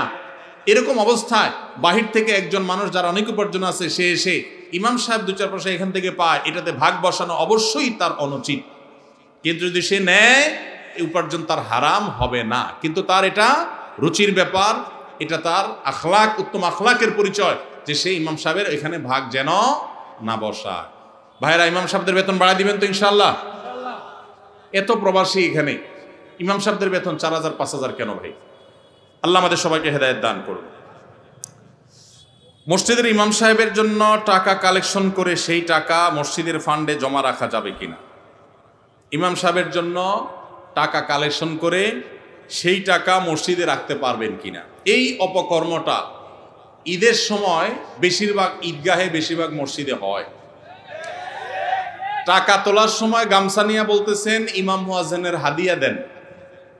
টাকা উঠছে 20,000, ইমাম মুয়াজ্জিনের 10,000 ভাগ করে দিয়ে বাকিটা মসজিদে রেখে দিয়েছেন। মসজিদ কমিটির লোকেরা পরিষ্কার একটা হারাম কাজ করলেন। মনে করছেন আল্লাহর ঘরের জন্য দুর্নীতি করলে আল্লাহ ছেড়ে দিবে না। টাকা তোলার সময় যদি ইমাম মুয়াজ্জিনের জন্য বলেন তাহলে এটি ইমাম মুয়াজ্জিনকেই দিতে হবে, ওইটা মসজিদে রাখতে পারবেন না। টাকা যদি ইমাম সাহেবের জন্য বলেন যে ইমাম সাহেবের হাদিয়া, মুয়াজ্জিন সাহেবের হাদিয়া, যেটা বলে তুলবেন সেটাই করতে হবে। নসুল ওয়াকিফে কানাসি শারিয়া, দাতা যে জন্য দিবে আপনাকে সেই খাতে খরচ করতে হবে। আপনি ইমাম সাহেবরে সামান্য কিছু দিয়া, বুঝ দিয়া বাকিটা মসজিদে রেখে দিয়েছেন, এটার নাম দুর্নীতি। এটার নাম কি? এটা জায়েজ নাই। অনেক কমিটির ভাইরা এটা করেন, চিন্তা করছে সারা জীবন নিজের জন্য চুরি, 2 নম্বরই দুর্নীতি করলাম, এবার আল্লাহর ঘরের জন্য একটু 2 নম্বরই করি। জায়েজ হবে ভাইরা আমার? এই জন্য সতর্ক থাকতে হবে, খবরদার। আর ইমাম সাহেবদেরকে বসায়া ঈদের দিন গামছা নিয়ে তাদের জন্য টাকা তোলা, এটাও তো আরেক লজ্জার কথা। ইমাম সাহেবদেরকে হাদিয়া দিবেন, এটার জন্য তাদেরকে বসায় রেখে তাদের সামনে ভিক্ষা করবেন, টাকা তুলবেন, এটা তো অপমানজনক কথা ইমাম সাহেবদের জন্য। কেন রে ভাই? এলাকাবাসী বিভিন্নভাবে ইমাম সাহেবদের ঈদ উপলক্ষে, ঈদের তারা বেতন পাবে, বেতনের পাশে এক্সট্রা একটা বোনাস পাবে, সেই ব্যবস্থা করা যায় না? নিজেরা বেতন দানের টাকা বাড়াই দিয়া ইমাম সাহেবদেরকে, মুয়াজ্জিনদেরকে বোনাস দিবেন, তাদেরকে ভিক্ষা দিবেন না, তাদেরকে অপমান করবেন না। যে এলাকাবাসী তাদের ইমামকে সম্মান করতে পারে না, মর্যাদা দিতে পারে না, তাদের চাইতে হতভাগা, তাদের চাইতে দুর্ভাগা আর কেউ হতে পারে না। ভাইরা আমার, কুমিল্লার বদনামি শুরু হয়ে যাবে তো এরকম একের পর এক প্রশ্ন এগুলোই আসতেছে। আপনারা সবাই ইমাম সাহেবদের হক আদায় করার চেষ্টা করবেন তো ইনশাআল্লাহ? আর ইমাম সাহেব যারা, তাদেরকেও বলতেছি, আপনারাও নিজেদের আত্মমর্যাদা বজায় রাখবেন, প্রয়োজনে না খায় থাকবেন, কিন্তু নিজের মান সম্মান নষ্ট করে টাকা কামাই করতে যাবেন না। আল্লাহ আমাদের ইমাম সাহেবদেরকে সেরকম ইমাম হওয়ার তৌফিক দান করুন। এরপরে প্রশ্ন হলো, গ্রামের নাম কৃষ্ণপুর, অতএব কারণে মসজিদ ও মাদ্রাসার নামের পূর্বে কৃষ্ণ শব্দটি ব্যবহার হচ্ছে, এতে গ্রামের লোকদের করণীয় কি? কোনো অসুবিধা নাই ভাই। কৃষ্ণপুর ইসলামিয়া হাফিজিয়া মাদ্রাসা, কৃষ্ণপুর বাইতুর রহমান মসজিদ, কথার কথা, কোনো অসুবিধা নেই। জায়গার নাম যেটা আছে সেই নামের মধ্যে যদি কোনো আপত্তিকর কোনো শব্দ থাকে যেটা মুসলমানের বিশ্বাসের সাথে যায় না, জায়গার নাম হিসাবে সেটা উল্লেখ করলে গুনাহ হবে না। তবে যদি খুব বেশি আপত্তিকর নাম থাকে, যথাযথ নিয়মে প্রশাসনের কাছে এলাকাবাসী সবাই মিলে দাবি দাওয়া তুলে সেটার পরিবর্তনের চেষ্টা করা যেতে পারে, যদি সেরকম আপত্তিকর হয়। তবে এই যে কৃষ্ণপুর নাম আছে, এই কৃষ্ণপুর নাম এটা করে মসজিদ বা মাদ্রাসার সামনে বা শুরুতে থাকলে, যেমন এখানে আপনারা লিখছেন কৃষ্ণপুর ইসলামিয়া হাফিজিয়া মাদ্রাসা, কোনো অসুবিধা নেই, এটা জায়গার নাম। ঠিক একইভাবে কৃষ্ণপুর, কথার কথা, বাইতুর রহমান মসজিদ, বাইতুল করিম মসজিদ, জায়গার নাম লিখেছেন, কোনো অসুবিধা নেই। আপনি এখানে বিশ্বাস, আপনি কৃষ্ণের প্রতি বিশ্বাস করেছেন এমন কথা না, শুধু জায়গার নাম হয়েছে বিধায় এটার কারণে আপনার কোনো গুনাহ হবে না।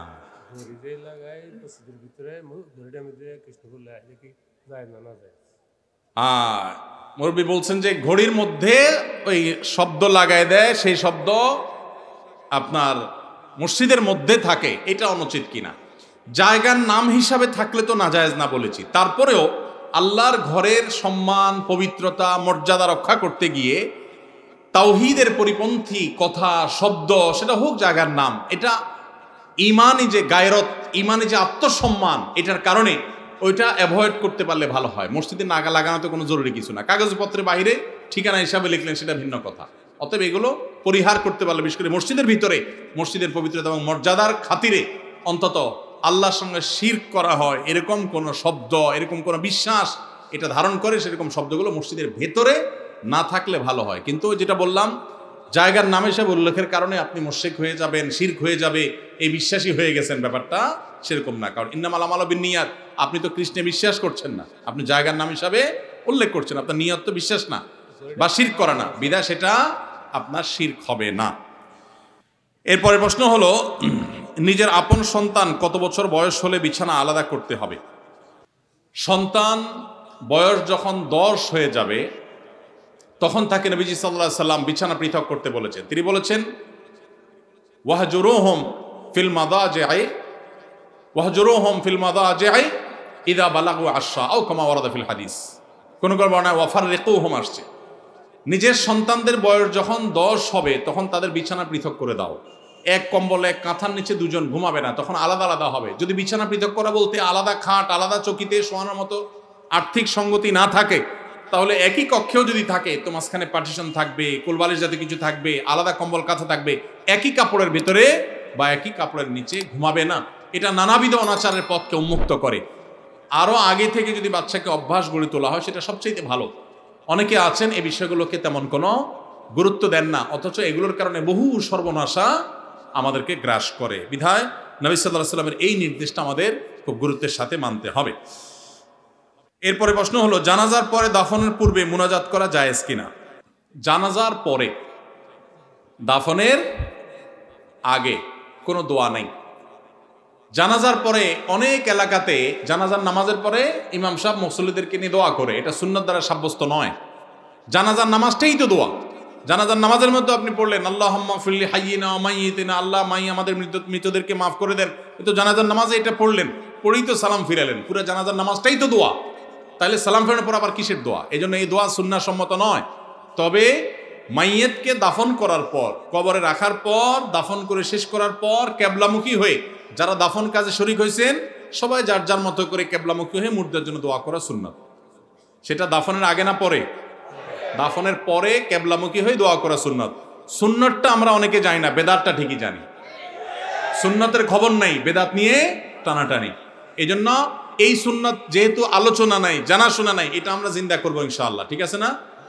মাইয়াতকে কবরে রেখে দাফন করে কিবলামুখী হয়ে আমরা হাত তুলে দোয়া করব। কি দোয়া করব?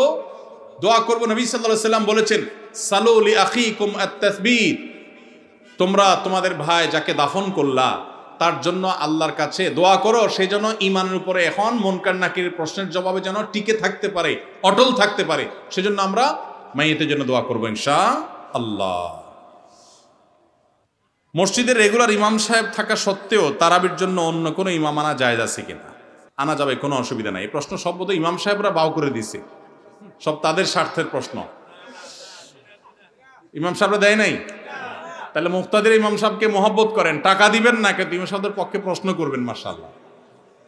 এটা কেমন মহব্বত হইল?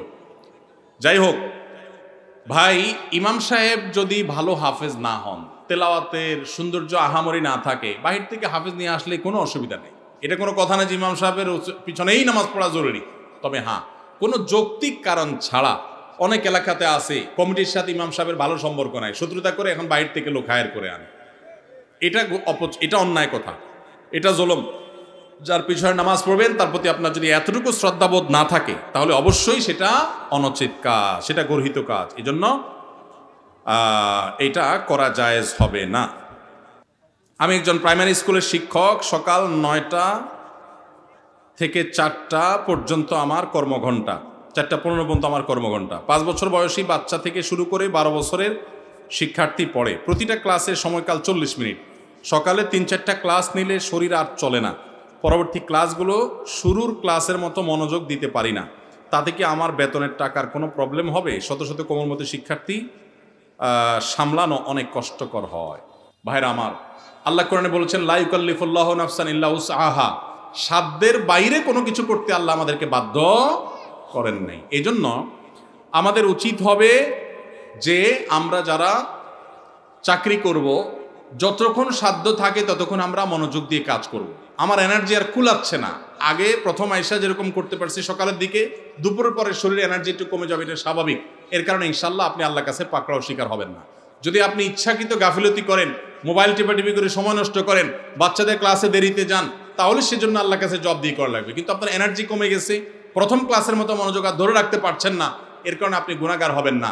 আলহামদুলিল্লাহ, এরকম শুদ্ধ সুস্থ চিন্তা করার মানুষ যে আছে, বান্দার হক সম্পর্কে এতটা সচেতন মানুষ আছে, এটাই তো একটা সমাজের জন্য আনন্দের বিষয়। আলহামদুলিল্লাহ, সন্দেহাতীতভাবে এটা একটা সুখের সংবাদ যে একজন ভাই চাকরি করে, স্কুলে চাকরি করে তার ঠিকঠাক মতো বেতনটা হালাল হচ্ছে কিনা, তার মনোযোগ কমে যাচ্ছে, সেজন্য আল্লাহর কাছে দায়ী থাকবেন কিনা, এই যে চিন্তা মনে আসছে, এটাকেই বলে ঈমানী চেতনা। এই ঈমানী চেতনাই তো আমাদেরকে ভালো মানুষের দিকে নিয়ে যায়। আল্লাহ আমাদের এই ভাইকে আরো বেশি ঈমান আমল বাড়ানোর তৌফিক দান করুন।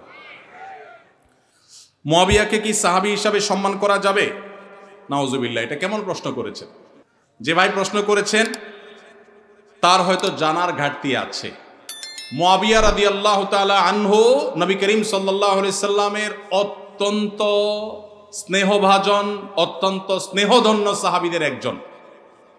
সাহাবী হিসাবে সম্মান করা যাবে কিনা মানে সিনিয়র সাহাবীরা, তাঁর জীবদ্দশায় সিনিয়র বড় বড় সাহাবীদের কেউ তাকে অসম্মান করেছেন দেখাতে পারবেন? তাহলে আপনার মনে প্রশ্ন কোত্থেকে আসবে? সাহাবীদের মধ্যে নিজেদের মধ্যে বহু বিষয়ে মতপার্থক্য হয়েছে, এমনকি যুদ্ধ পর্যন্ত হয়েছে। নবীজি সাল্লাল্লাহু আলাইহি সাল্লাম পরিষ্কারভাবে নিষেধ করেছেন যে আমার সাহাবীদেরকে গালমন্দ করবে না, সমালোচনা করবে না। নবীজি সাল্লাল্লাহু আলাইহি সাল্লামের এই হাদিস থেকে বোঝা যায় সাহাবীদের কোনো ভুল, কোনো ত্রুটি হতে পারে মানুষ হিসাবে, কিন্তু হলে সেটার কারণে সমালোচনা করা, গালমন্দ করার অধিকার আমাদের নাই। আপনার বাবা যদি তার কোনো ভুল হয়, আপনি কি সেটার সমালোচনা করে বেড়াবেন? সাহাবীদের সম্পর্কে নবী সাল্লাল্লাহু আলাইহি ওয়াসাল্লাম হাদিসগুলো একটা একটা করে পড়ে দেখবেন। এটা দুর্ভাগ্যজনক যে আমাদের সমাজে এই জাতীয় বিষয়গুলোকে নানাভাবে আমাদের সামনে এস্টাবলিশ করা হয়েছে, নানাভাবে। দেখুন, সাহাবীরা সবাই ভুলের ঊর্ধ্বে, সবাই নিষ্পাপ, মাসুম, এটা আহলে সুন্নাত জামাতের কারোর আকীদা বিশ্বাস না।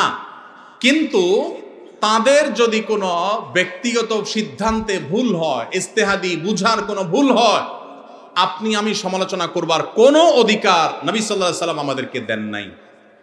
কে সাহস দিয়েছে আপনাকে যে আপনি আল্লাহ নবী সাল্লাল্লাহু আলাইহি সাল্লামের সাহাবীর দোষ বা ভুল চর্চা করবেন, সমালোচনা করবেন? মনে রাখবেন, কোরআনের আয়াতে আয়াতে দেখবেন আল্লাহ তাআলা সাহাবীদের পুরো জামাতের বিভিন্ন প্রশংসামূলক বাক্য ব্যবহার করেছেন। সীমাহুম ফি উজুহিহিম মিন আসারিস সুজুদ তারাহুম রুকআন সুজদান ইয়াবতাগুনা ফাদলাম মিনাল্লাহি ওয়া রিদওয়ানা। সাহাবীরা আল্লাহ বলছেন তারা আল্লাহর সন্তুষ্টি চায়, অন্য কিছু চায় না, ইখলাস আছে তাদের, আর আপনি সমালোচনা করেন কিভাবে? ভাইরা আমার, মুআবিয়া রাদিয়াল্লাহু তাআলা আনহু কে জানেন? তিনি সেই সাহাবী যাকে নবী সাল্লাল্লাহু আলাইহি সাল্লাম ওহী লেখার দায়িত্ব দিয়েছেন, কাতেবে ওহী। সহজ কথা না। জিবরিল আলাইহিস সালাম যখন নবীজির কাছে ওহী নিয়ে আসতেন, তিনি লেখা জানতেন না, নবীজি লেখা জানতেন না। কত বড় বিশ্বাস করলে, কত বড় আস্থা থাকলে মুআবিয়া রাদিয়াল্লাহু তাআলা আনহু লিখছেন, কি লিখছেন নবীজি? তিনি যেহেতু লেখাপড়া জানতেন না, তিনি উম্মি ছিলেন, কি লিখছেন তিনি জানেন না, কত বড় বিশ্বাস থাকলে তাকে দিয়ে নবী সাল্লাল্লাহু আলাইহি সাল্লাম ওহী লেখাইছেন। সেই কাতেবে ওহী, তিনি সাহাবী হিসাবে পরিপূর্ণ মর্যাদা পাবেন।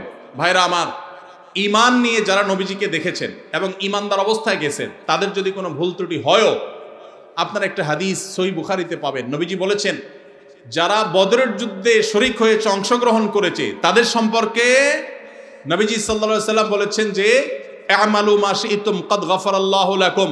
যারা বদরের শরীক হয়েছো, তোমরা যা খুশি করো, আল্লাহ তোমাদের মাফ করে দিয়েছে। আল্লাহ যদি মাফ করে দেয়, আপনি সমালোচনা করার কি? আপনার আমার সমালোচনা করার রাইট আছে? এরকম সাহাবীদের নিয়ে এরকম আরো বহু হাদিস আছে। সব হাদিসগুলোকে সামনে রাখলে বোঝা যায় এটা আমাদের ঈমানের যে ধ্বংসাত্মক একটি বিষয়। আমরা তাদের কোনো দোষ, কোনো ভুল, এটা থেকে শিক্ষা গ্রহণ করব, চর্চা নয়, সমালোচনা নয়। সাহাবীরা ব্যক্তি হিসাবে, মানুষ হিসাবে বিশেষ কোনো ভুল কারোর দ্বারা হতে পারে, এটার ঊর্ধ্বে তারা না, তারা মাসুম না।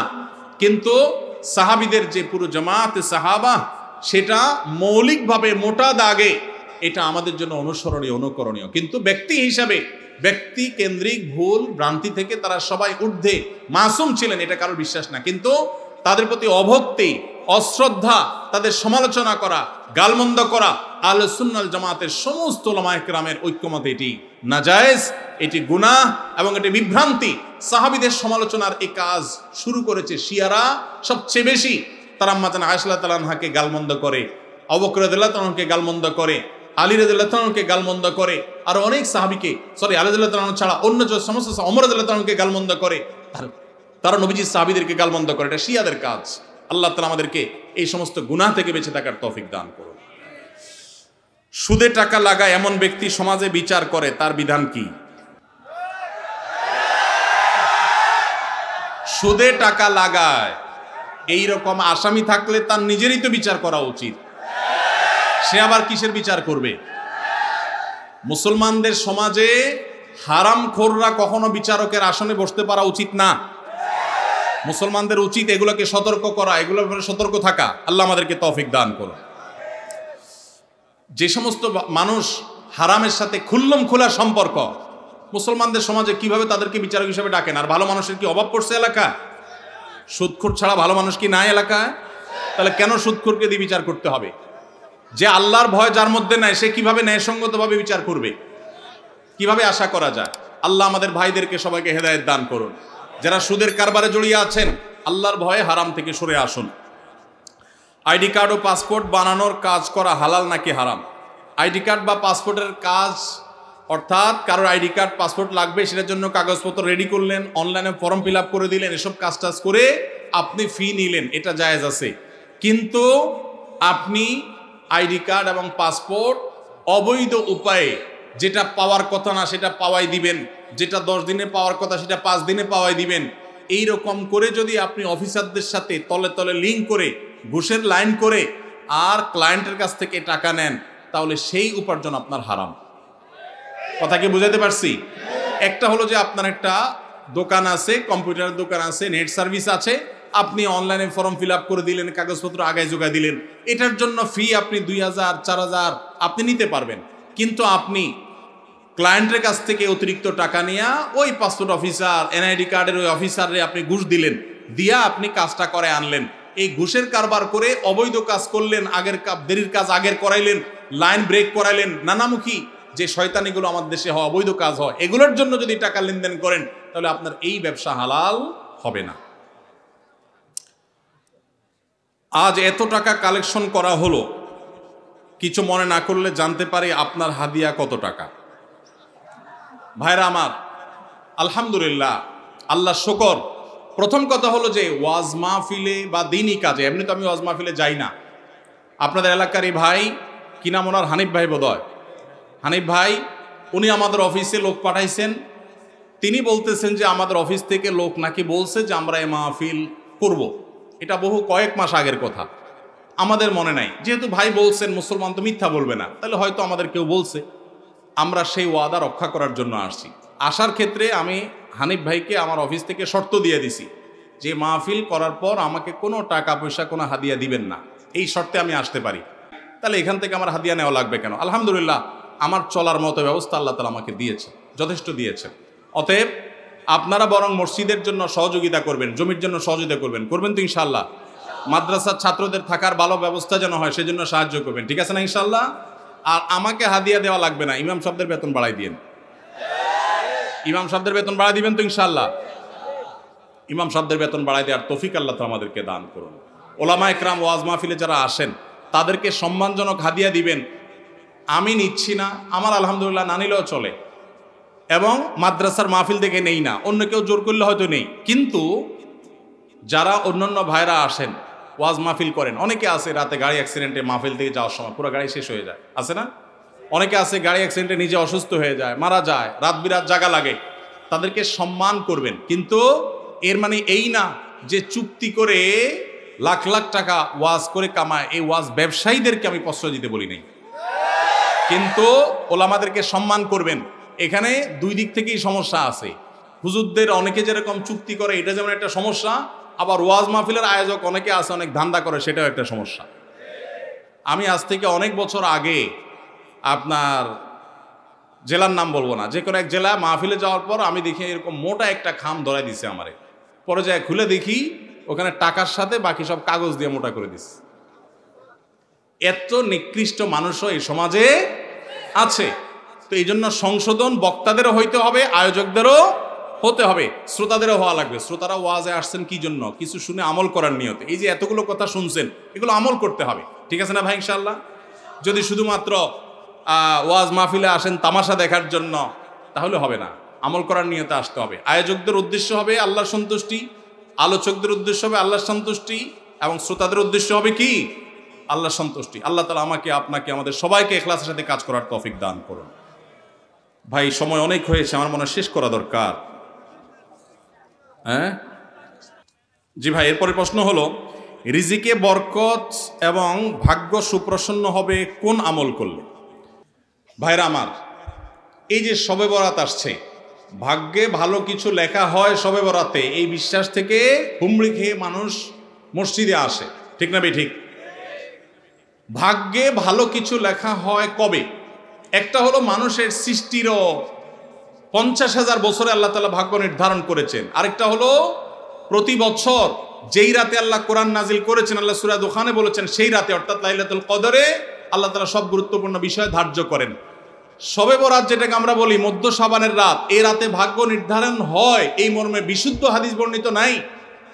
তারপরে আমরা জেনারেলি বলি, ভাগ্যে যেন ভালো কিছু আল্লাহ লেখেন, আপনার নসিবে যেন ভালো কিছু আসে, আপনার রিজিকে যেন আল্লাহ বরকত দান করেন, এর জন্য বেশ কিছু আমল আমরা কোরআন হাদিসের আলোকে বলতে পারি, সাজেশন দিতে পারি।